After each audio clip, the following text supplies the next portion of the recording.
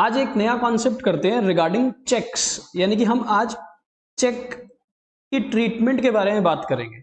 देखो, जो बिजनेस होता है वो किसी भी ट्रांजैक्शन में या तो चेक रिसीव करेगा या चेक किसी को पे करेगा। दैट मीन्स हमारे पास दो सिचुएशंस हो सकती हैं, या तो हम चेक को रिसीव करेंगे या हम चेक से किसी को पेमेंट करेंगे। ठीक है ना। रिसीव हम किससे करेंगे? रिसीव हम चेक अपने डेटर से करेंगे। डेटर कौन होता है? जिससे हमने फ्यूचर में पैसे लेने हैं। सो इफ आई से देयर इज मिस्टर ए, जिससे हमने फ्यूचर में पैसे लेने हैं, तो वो हमको फ्यूचर में जब पैसे देंगे या तो वो हमको कैश दे सकते हैं या वो हमको चेक देंगे। So the treatment on receiving the cheque वो हम आज करेंगे।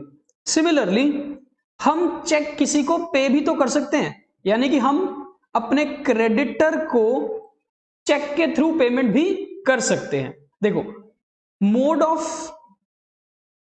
ऑफ पेमेंट्स बहुत हो सकती हैं। First cash, second cheque, third online transaction यानी कि ऑनलाइन ट्रांसफर। अब इस ऑनलाइन ट्रांसफर में हमारे पास बहुत सारे सिस्टम्स हैं, जैसे कि एनईएफटी का सिस्टम है, आरटीजीएस का सिस्टम है, यूपीआई पेमेंट का सिस्टम है ना। और फिर हमारे पास कुछ मोबाइल एप्स भी हैं जिसके थ्रू हम पेमेंट कर सकते हैं, जैसे कि पेटीएम के थ्रू पेमेंट कर सकते हो, गूगल पे के थ्रू पेमेंट रिसीव या पे कर सकते हो। So these are modes of payment. उसी में से एक मोड ऑफ पेमेंट है चेक। तो अब हम चेक के बारे में बात करते हैं। सबसे पहले हम बात करेंगे जब हम किसी को चेक के थ्रू पेमेंट देंगे। तो यहां पर एक ट्रांजैक्शन लिख रहा हूं, paid mister Ram through a cheque of ₹10,000। क्या है? हमने राम को 10,000 रुपए की पेमेंट की और ये पेमेंट किस मोड में करी? चेक के थ्रू पेमेंट करी। ठीक है। सो इस ट्रांजैक्शन को जब आप रिकॉर्ड करोगे तो यहां पर एक है मिस्टर राम जो है पर्सनल अकाउंट, और एक है बैंक। कौन है? बैंक, जो भी पर्सनल अकाउंट ही है। राम तो आपको यहां पर नजर आ रहा है, आपको बैंक नजर नहीं आ रहा, पर जो चेक होता है वो किसको रिप्रेजेंट करता है? बैंक को। अल्टीमेटली जब आप चेक से किसी को पेमेंट करोगे तो वो आपकी जेब में से पैसा नहीं जाएगा, वो आपके बैंक अकाउंट में से पैसा चला जाएगा राम को। सो यहां पर इस पूरी ट्रांजैक्शन में एक है राम और दूसरा है बैंक। अब हमने राम को पैसे दिए, है ना, तो राम है रिसीवर, इसलिए डेबिट। और ये जो चेक है, ये चेक जब राम अपने बैंक अकाउंट में इसको लॉन्च करेगा, डिपॉजिट करेगा, तो हमारे बैंक में से पैसा निकल कर उसके बैंक अकाउंट में चला जाएगा। ऐसा होगा ना। ये है राम और ये है हम, यानी कि बिजनेस। ये है बिजनेस का बैंक और ये है राम का बैंक। ठीक है ना।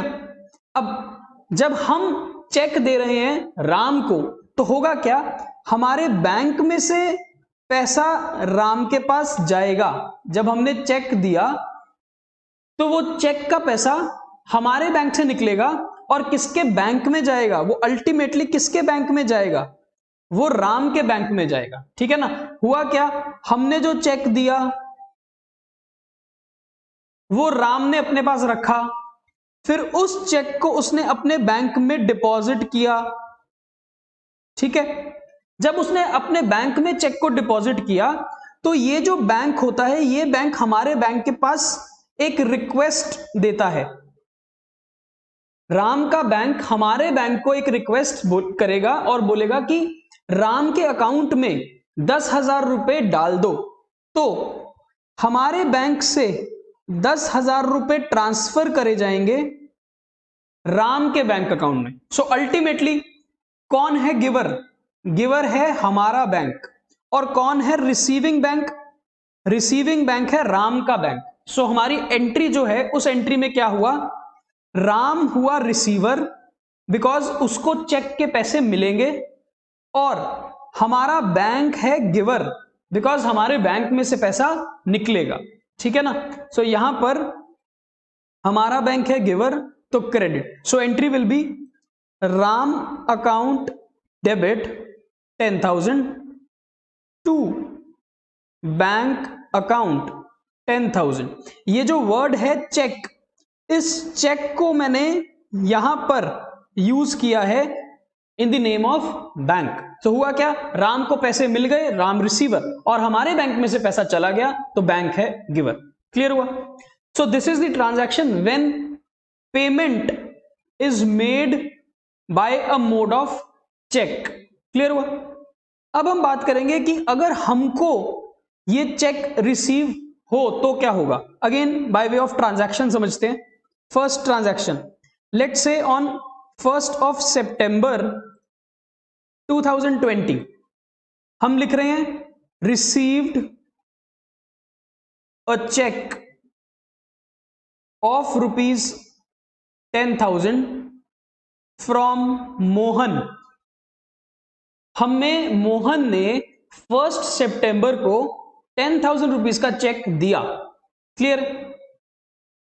Second transaction, on 5th of September 2020 deposited the above check in bank. देखो, जब हमको कोई चेक देता है तो जरूरी नहीं है कि जिस दिन चेक मिला उसी दिन हमने बैंक में डिपॉजिट कर दिया ना, इट इज नॉट नेसेसरी। आप बैंक में इस चेक को कभी भी लगा सकते हो till the time this cheque does not become time barred, है ना। नॉर्मली क्या होता है, 3 महीने के अंदर आप इस चेक को कभी भी बैंक में डिपॉजिट कर सकते हो।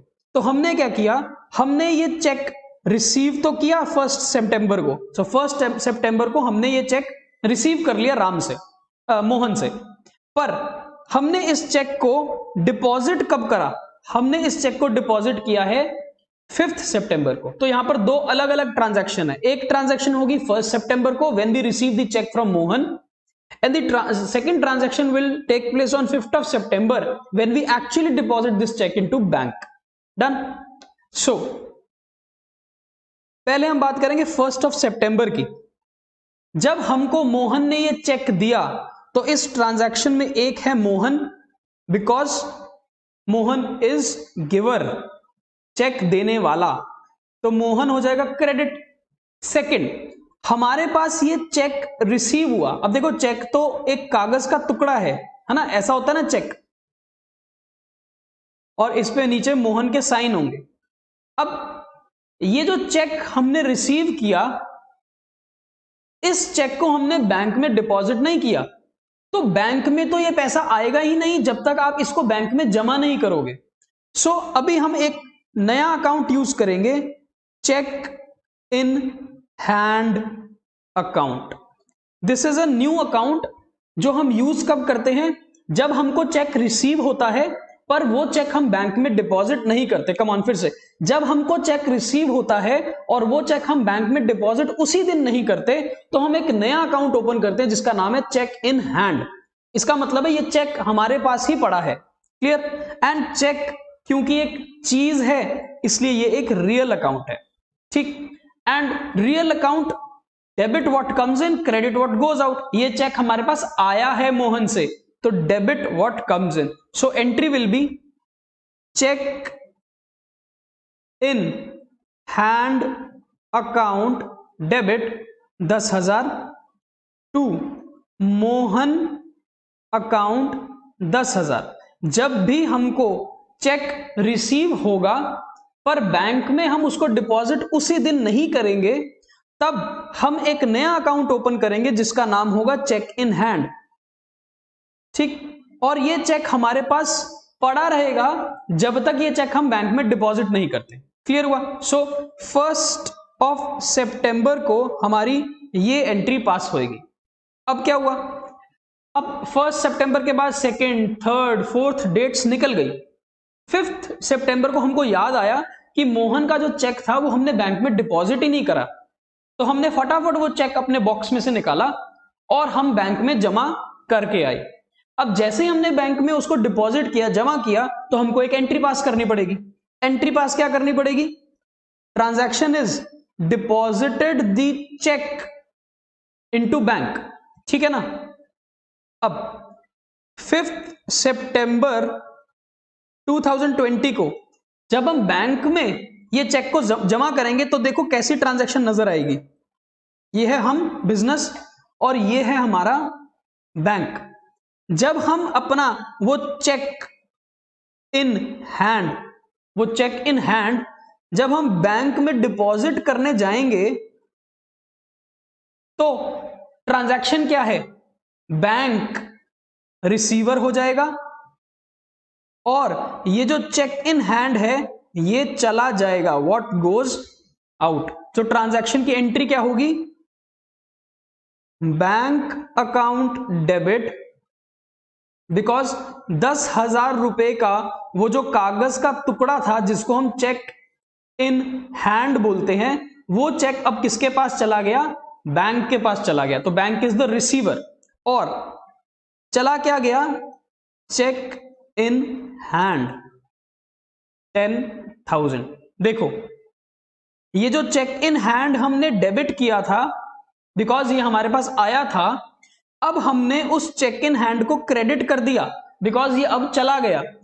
तो जब आप 10,000 से किसी अकाउंट को डेबिट करते हो और बाद में 10,000 से ही उस अकाउंट को क्रेडिट कर देते हो तो वो अकाउंट क्लोज हो जाता है, वो अकाउंट क्लोज हो जाता है। ऐसा ही हुआ यहां पर।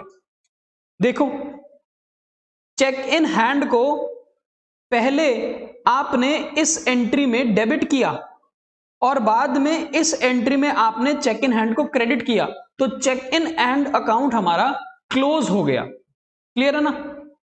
सो हमें एक बात समझ आई कि जब चेक के थ्रू हम पेमेंट करते हैं तो एंट्री होती है creditor account debit to bank, और जब हमको चेक मिलता है, रिसीव करते हैं, तो डिपेंड करता है ट्रांजैक्शन के ऊपर।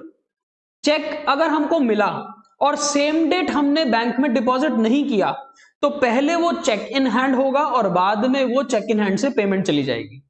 अगर इस ट्रांजैक्शन को मैं बदल दूं और ऐसा लिखूं 1 सितंबर 2020 received a cheque of ₹10,000 from Mohan and deposited it into our bank same day. अब ये ट्रांजैक्शन क्या है? मोहन से हमको जो चेक मिला 1 सितंबर को, सेम डेट पे हमने वही बैंक में जमा कर दिया।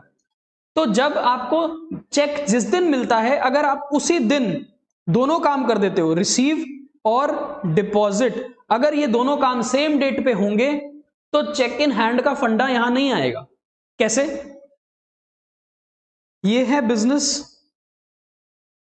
ये है मोहन और ये है हमारा बैंक। हुआ क्या? हुआ ये कि मोहन ने हमको एक चेक दिया और हमने वो चेक उसी दिन बैंक में डिपॉजिट भी कर दिया। तो यहां पर देखो मोहन कौन हुआ? मोहन हुआ गिवर, क्योंकि उसने हमको चेक दिया। और बैंक कौन हुआ? रिसीवर, बिकॉज बैंक ने हमसे चेक लिया। तो यहां पर रिसीवर बैंक है इसलिए बैंक होगा डेबिट, और गिवर मोहन है इसलिए मोहन होगा क्रेडिट। तो हमारी एंट्री होगी बैंक अकाउंट डेबिट टू, देने वाला कौन? मोहन अकाउंट 10,000।